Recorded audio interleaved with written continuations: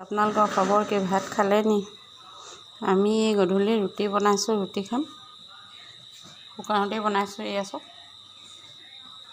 এয়া চব্জি, আলু, বুট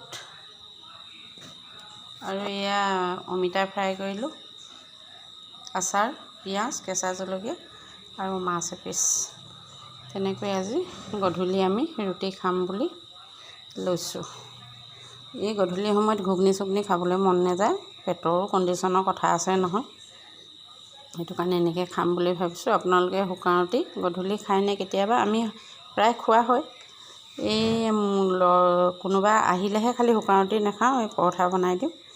হ'ব দিয়ক, মোৰ ভিডিঅ'টো চাব আৰু লাইক, কমেণ্ট, ছাবস্ক্ৰাইব কৰিব। আপোনালোকে ছাবস্ক্ৰাইব কৰিবলৈ পাহৰি যায়, ওচৰতে থকা বেল আইকনটো দবাই দিব।